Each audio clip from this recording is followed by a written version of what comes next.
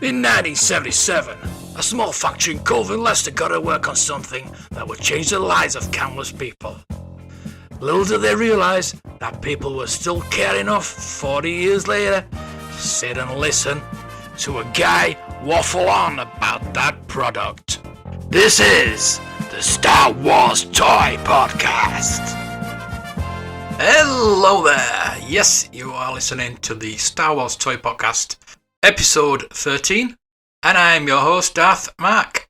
On this week's episode, we're going to have all the regular goodies, and I don't mean Tim Brooke Taylor, that's one for the kids.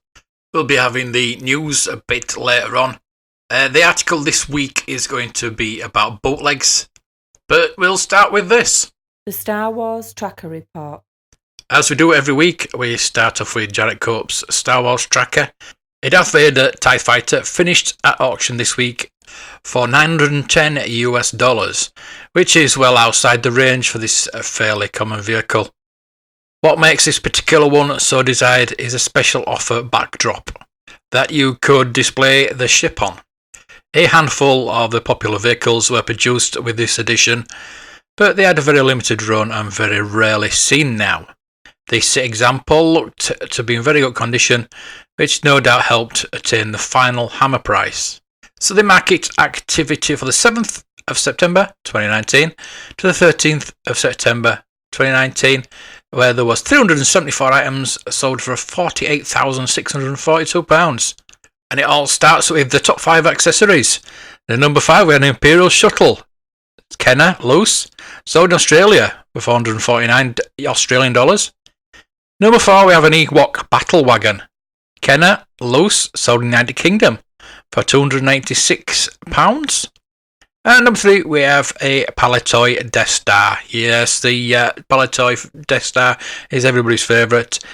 A Star Wars A cardboard spherical playset, as we know, sold in the United Kingdom for £465. And that was boxed, so that's not a bad price. And number 2, we have a Jawa Sandcrawler, Kenner Star Wars A trading scene, sold in the United States for $860. But at number 1, we have that Darth Vader TIE Fighter with the special offer backdrop. Star Wars C stationary shot, backdrop, a special offer, Kenner, sold in the United States for $910. On to the top 5 loose figures. We have at number 5, Yak Face, AFA85, Kenner, sold in the United States for $491. At number 4, we have a Luke Skywalker, Farmboy DT Saber, Kenner, sold in the United States $545. At number 3, we have a Vinyl Cape Jawa, Kenner, sold in Belgium for $676. I don't know why that's not in euros or anything like that. It's in US dollars. I don't know about that one. On to number 2 now, we have Squidhead, AFA80, a Lily Ledy Squidhead, no less, sold in the United States for $695. But number 1 is another Vinyl Cape Jawa. It is Kenner, sold in the United Kingdom this time for 1 penny short of £700, which is a real bargain, and I wish I had have found that. So our final category today is top 5 mock figures. At number 5, we have a Darth Vader AFA85, Kenner Power of the Force 92A, sold in the United States for $697. At number 4, Han Solo Bespin Outfit AFA80, Kenner Empire Strikes Back 41B, sold in the United States for $705. At number 3, we have a Bosk Bounty Hunter, Kenner Return of the Jedi 79A, sold in the United States for $837. Number 2, we have a Boba Fett, AFA80Y, Kenner Return of the Jedi 77A, sold in the United States for $1,525. But at number 1, we have a very special Boba Fett. It's the Droids carded version of the Boba Fett, CAS 70. I think that's the first time I've read out a CAS graded item. But it sold for $3,499.99. So as you know, I talk about the Star Wars Tracker every week, which means I use it. And I do believe it's an essential tool for every Star Wars collector. So if you'd like more details on how to get the tracker for yourself, head to www.starwarstracker.com. Penny for your thoughts. As I said earlier, this week is going to be about bootlegs. I've talked about bootlegs before on my other podcasts. I've gone really in depth on each country's variant of the bootlegs, and there are quite a few, mostly ex-communist countries, and I do intend to go in depth on each and every one of them. But today I thought I'd give you a bit of an overview, a bit of a description of what bootlegs are. And I thought what better way to describe all this is by using Jordan Zakarin's article on Yahoo Entertainment entitled Inside the Star Wars Bootleg Toy Boom, How Cheapo Oddities Became Super Expensive Rarities. While toy companies today can create hyper-realistic miniature versions of your favourite movie stars, some of the most expensive Star Wars action figures look absolutely nothing like the characters you've ever seen on the big screen. Back when George Lucas was preparing to make the first Star Wars, movie-inspired toys and licensing was such an afterthought in Hollywood that the filmmaker easily secured the merchandising rights for the blockbuster franchise. And Kenner, the company contracted to make Star Wars action figures, didn't even make enough of the toys in time for the first post-release Christmas in 1977, leaving millions of American kids to unwrap certificates good for future shipments of Han Solo and Luke Skywalker figures. Well, they want Han Solo, but there we go. But if it was a far grimmer situation for little Star Wars fans in poorer countries and satellite nations behind the Iron Curtain, where international tensions and high import taxes meant the galaxy far, far away was absolutely unreachable. Because of the trade embargoes in certain countries, a lot of stuff was made during the Cold War. Joseph Iglesias, a leading expert on the Star Wars bootleg toys, who is writing a book on the subject, so a lot of Soviet countries couldn't get licensing products legally imported. For some reason, they could get the movies, but they couldn't get the toys. So, to have something for the kid to play with that was affordable, and the average worker in, say, Poland, a lot of these bootleg companies filled that gap. Manufacturers, big and small, quietly churned out counterfeit action figures using smuggled plastic moulds and a lot of imagination to craft unique and even dodgy recreations of Kenner dolls. Some of these bootlegs, originally sold in small markets to working class customers, have become highly sought after by collectors, with one high-end figure pegged at anywhere between $50,000 and $80,000. Over the years, it's this sort of really tacky, hideous-looking crap that people have come to love, Jordan Hembrough, a collector who hosts the TV show Toy Hunter, says, as they like it because it's so quiche and so cool. The most desirable line of bootlegs was made in Turkey, where trade hurdles rendering American goods unavailable to working-class Turks. A company called SB Product manufactured the User toys, which Iglesias labels the Cadillac of the Star Wars bootlegs in the late 1980s. The construction of the figures is amazing, he says. They are, construction-wise, as close to the Kenner figures in quality as you'll find in any bootleg line. Most of the other bootleg lines, quality-wise, are even the best cheesy. Uzi were made with steel injection moulds. They weren't just haphazardly done. Still, some of the Turkish toy packaging was laughable. The Imperial Gunner has a photo of an action figure working diligently on a large calculator. That's part of the fun, Iglesias says, and what makes the older bootlegs far more coveted than the newer, more accurate contemporaries. Some of the Uzi figures are so rare that prices on them have gone through the roof. The same goes for many of the foreign figures, which were played with and discarded over 30 years ago. When collecting and preserving toys of future value was not a big concern for kids behind the Iron Curtain. There are only 3 of the characters called the Headman, an Emperor's Royal Guard with the gold-plated head, said Iglesias. It comes with a sword and a shield in the packaging. Even out the packaging, a complete one is incredibly rare.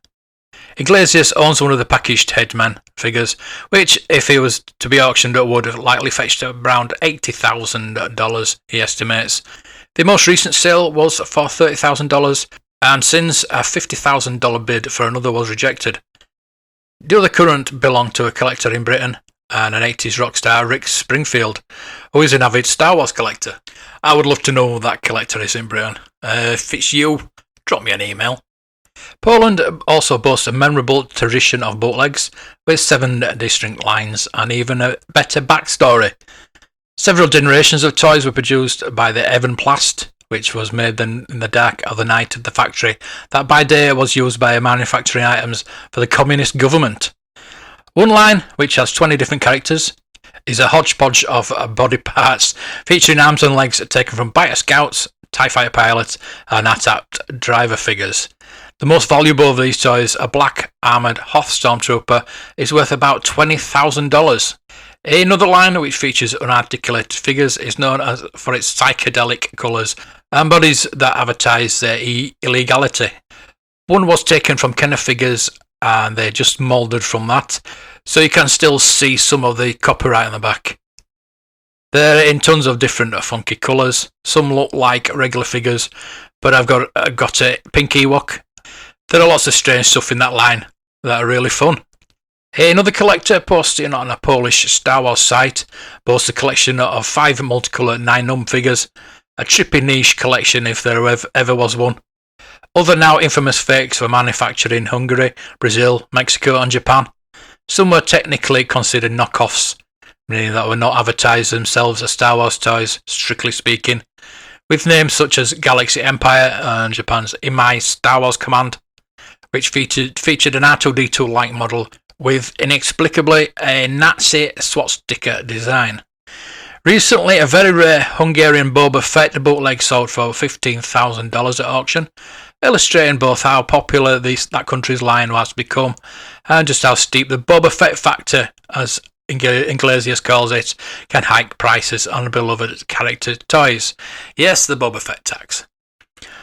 One collector estimates that there are over 275 Mexican bootleg figure types, some more authentic looking than others. The Han Solo with the astronaut bubble helmet on the lower end of the quality spectrum. Mexico presents an interesting case. The country was not blocked from receiving any licensed action figures, as they had their own license, a company called Lily Ledy. But for average citizens, it was often easier to get inventive than splash the cash on authentic Star Wars gear. When we took Toy Hunter down to Mexico, I was looking at all the Mexican bootlegs, and they're absolutely crap, Embro said. I was asking the collector who was my guide, and he said we were so poor here, if someone got a legitimate figure, we would make copies for our friends. They made blow molds, they're hollow inside and crappy and tacky, but that's what kids played with. The fakery was not limited to poor foreign countries. The tradition of ripping off Star Wars toys in America is a long and sneaky one. Kenner's sluggish start to toy distribution in 1977 opened up a lane for opportunistic entrepreneurs and hack inventors who did not mind pushing the limit on copyright law. The Tom Lander Staroid Raiders, a curiously named line of Lego-like figures popular in the 1970s, clearly took inspiration from George Lucas's smash hit. But while they were cheap knockoffs, they weren't blatantly attempts to cheat consumers. Another early rip-off was the Force Beam, a cleverly named laser sword. It was essentially a flashlight with a plastic tube attached. Not much different from the real lightsaber toy, and the Force Beam's manufacturer, Jack A. Levin and Associates, was soon hit with one of the first cease and desist notices sent by Lucasfilm. Using the name Star Wars in the advertisement wasn't all that wise a move in retrospect. Other knockoff names throughout the years include Space Wars, Battling Spaceships, Galaxy Empire, Galaxy Cop, Galaxy Heroes, Amy Heroes, Battle Wars, Star Wars, and Star War. Meantime, the creators of the infamous Star Knight toy in the mid-90s made the odd design choice of sticking Darth Vader-like figure onto a clunky police motorbike. While the creation elicits laughs, collectors are generally less interested in the newer fakes. The modern stuff doesn't have the charm or the imagination of the vintage ones, Iglesias says, speaking words echoed by much of the fan base. It's unlikely that such a rich assortment of amateurish figures will ever be made again, thanks to both the reach of the authentic toys achieved in a global economy and Disney's sheer corporate muscle and trigger-happy litigators. The figures from the 70s and 80s that do remain are now ancient relics, each attesting to the power of the Star Wars to bring worlds together. And there's a follow-up article with the top 10 wildly expensive Star Wars bootleg toys. As you thought that a nifty new remote-controlled BB-8 was expensive, a long time ago in a galaxy far, far away from today's merchandising bonanza, original Star Wars toys didn't make it across the world, leaving foreign fans to fend for themselves, often by making their own illegal bootlegs and action figures found in America. Although cheap alternatives back then, they've become very valuable to collectors. Here are the 10 of the most expensive toys, with values provided by Josef Iglesias. First up, we have the Turkish Uzay Headman. There are just 3 known Uzay Headman toys still in their original packaging. One most recently sold for $30,000, but it's estimated that the next sale could reach $80,000. Next, we have an Hungarian store display. A complete collection of this beloved 80s line could go for $25,000, and it's got 10 bootleg figures: Darth Vader, Fanboy Luke, Leia Organa, Han Solo, Chewie, C-3PO, Wicket, Biker Scout, Boba Fett, and a Snoke Trooper, all in one big pack. Next up, we have a Polish Hoth Stormtrooper. With only one left in his original packaging, this bad boy could command a cool $20,000 on the open market. It is basically a Hoth Snowtrooper, but all in black. Next up, we have a Hungarian Boba Fett. There are only 5 of these bounty hunter toys still in their original packaging. One recently sold for auction at $15,000. And surprisingly, this Boba Fett looks pretty authentic, but it does come with Chewbacca's bowcaster. Next up is the Uzay's Blue Star. The Turkish Uzay line is considered the Cadillac of the Star Wars bootleg toys, and these oddly coloured stormtroopers are some of the most sought after. They could sell for $20,000 each, and it's basically a carded snowtrooper again, but blue this time. But what really makes these Uzays is the cards and the pictures on the cards that they made up. This one has 4 of these snowtroopers standing in a bucket of sand. Next up, we have a Hungarian pig-nosed Yoda and Darth Vader. Some of these bootlegs were made out of very quirky moulds, and this Hungarian Yoda is no exception. In the packaging, they're worth about $5,000 a piece.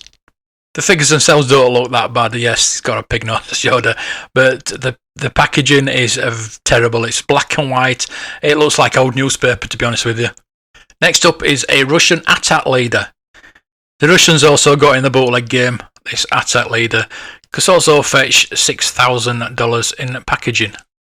The figure itself is quite shocking. The moulds, I don't know what they're made out of. And there is like a reproduction version of the Bespin Blaster to go with it. Next up, we have a Polish Princess Leia. The buns in her silver plastic hair are only indication that it's Princess Leia, but it's now worth $4,000. Yeah, this is a really bad, really bad carded figure. As it says, the hair is the only giveaway that it's Princess Leia. She's like brownish with the silver hair and a red cape, which is truly shocking. And the picture on the card is of a Y-Wing. It's all very brightly coloured. Next is a Brazilian attack commander. Brazil also had a popular line of bootleg toys known as Model Trem. The price of this guy could reach $4,000. And again, it's just a basic carded square card with Star Wars plastic toys on one corner and just some like random pictures of spaceships, and looks like something like that 2001.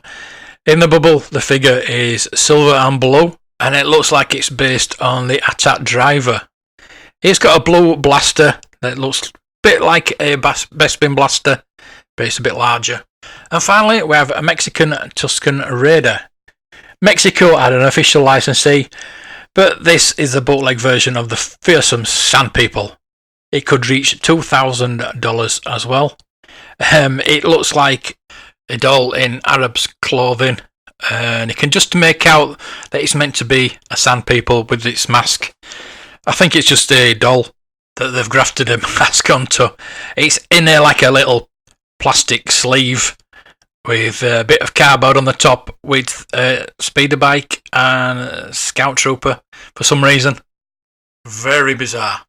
So there you go, that's the look at bootleg Star Wars items, not to be confused with customs and reproductions. Hey Google, what is the definition of a bootleg? Here's the definition of bootleg. Of alcoholic drink or a recording, made, distributed, or sold illegally. Hey Google, what is the definition of a reproduction? Here's the definition of reproduction. The action or process of copying something. Sorry if that set off your Google alarms there. Maybe it's something we should go into in future episodes.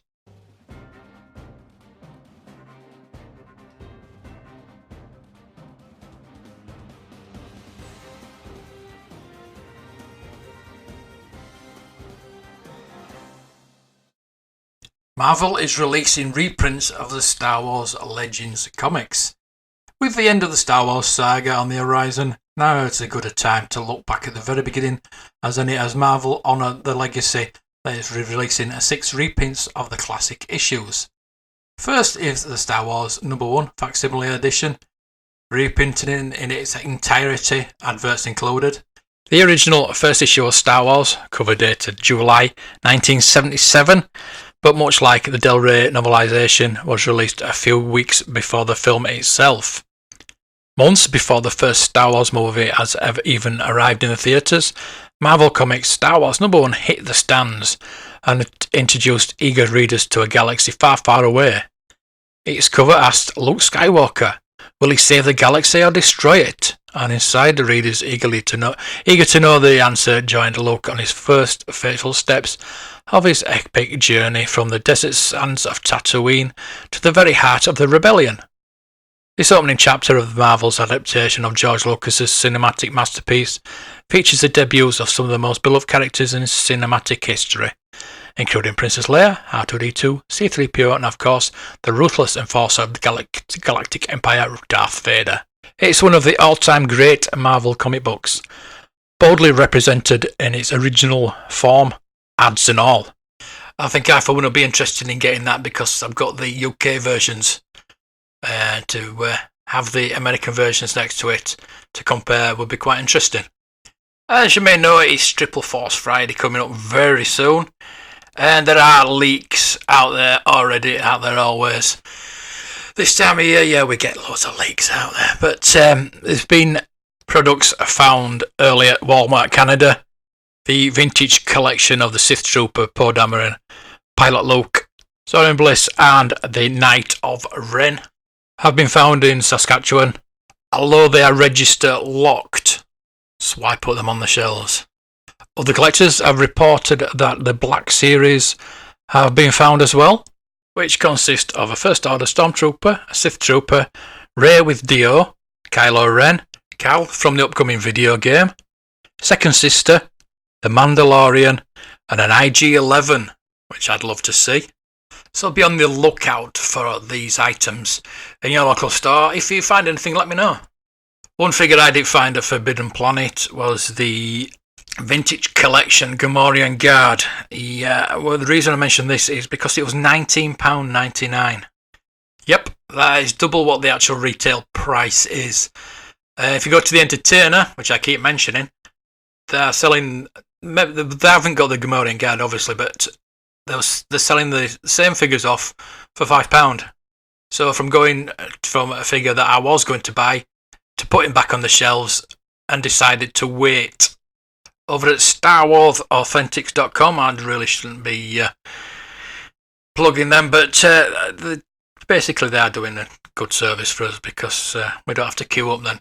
It's a Daisy Ridley action figure, it's called, and it is the Black Series Rey, and it's signed by Daisy Ridley, but it's going for £350. Now, yes, I would love this figure. I don't know how much Daisy does autographs for. She probably won't be doing them anymore, but I reckon they're about £100. Plus you're paying £20 for a figure. So it's £120. Yeah, you've got to queue up, you've got to go to these conventions or whatever. I got my Carrie Fisher. The Slave Layer figure I got was £20 or maybe even £15 in Edinburgh. Yeah, I queued up for 2 hours to see her. I paid £80 and I'm so glad I did. And it's probably my most treasured possession at the moment. But trying to justify £350 for a Daisy Ridley signed figure, give it 20 years, I think she'll be wanting that money from these conventions. I mean, nothing against Daisy Ridley herself. It's not her setting the prices. I do know it's the agencies and everything like that. I just find it quite shocking, really. Quickly going back to the releases for The Rise of Skywalker, and a vintage collection Poe Dameron's X-Wing has just been seen. And the box art has an orange and white X-Wing with Poe in his X-Wing outfit, BB-8, C-3PO, Rey and Chewbacca. Quite why it's in vintage collection packaging, I'll never know, but there you go. And finally this week, I'm thrilled to announce the return of Farthest From on Sunday the 1st of December 2019 at Fordingbridge Town Hall, the second running of the event this year. Prepare for vintage and lots of it as we count the days to the end of the original Star Wars saga with The Rise of Skywalker. The only show in the UK that is 100% vintage Star Wars toys, and memorabilia is back on Sunday 1st of December 2019. And that's at Fordingbridge Town Hall, 63 High Street, Fordingbridge, Hampshire. Early bird entry from 11 till 12 is £5 per person, and general entry 12 PM till 4. Adult entry is £2, under 13 is £1, and under 3 is free. If you have never been before, what are you waiting for? There are many of the fellow collectors and friends there too, along with a huge diverse range of vintage toys and collectibles at all ends of the price scale. Finish that loose run, grab yourself more than a Focus, and maybe even find that Holy Grail. We're extremely pleased to announce the return of the Collector Panels too, a series of presentations and talks by members of the collecting community sharing their experiences and knowledge on different aspects and areas of collecting, and it is our annual charity auction too. So why not join us on the day before and evening on Saturday the 30th of November for our Christmas Family Fantha Day, hosted by Fantha Tracks. Yep, Fantha Day is back for the 5th time, and the evening of Saturday coincides with the turning on the Fordingbridge Christmas lights. So clear your diaries, book your rooms, and make the trip to Fordingbridge and Farthest From for what is sure to be another superb weekend of vintage. I shall go there for the first time ever, I think, as it is a couple of weeks before our vintage toy auction in Derby. And to that point, if you've got anything you want to sell, your collection, your single items, we're looking for lots for our auction. If you have anything, just let me know. Email me, blowharvesttoys@gmail.com. All links will be in the show notes. So that'll just about wrap it up for this week. I hope you enjoyed this episode. It was a bit better than last week, so I was a bit distracted last week, shall we say. It was very short, and I'll try not let it happen again. I would love some feedback. Yes, be honest with me. I want to make this podcast as enjoyable as possible for you listeners. Enjoyable and educational. Don't forget to head out to the YouTube channel, Blue Harvest Vintage Toys. And you can also find me on Twitter now at Star Wars Toy Pod. Plus you can email me at blueharvestvintagetoys@gmail.com. I have a Patreon account where I sometimes put extra content on there just for people who would like to give me $1 a month. And I also have a TeePublic store where you can get t-shirts of this podcast. All the links will be in the show notes. So thank you again for listening. Get out there this weekend. Get some nice Star Wars goodies. Go to an entertainer. They're selling them off. God, do you think they paid me? The thing is, more people that buy the products from these stores, more products will get brought in. Simple. So until next week, may the toys be with you. Somebody once told me the world is gonna throw me. I ain't the sharpest tool in the shed. She was looking kind of dumb with her gander in the shape of an L on Earth 4.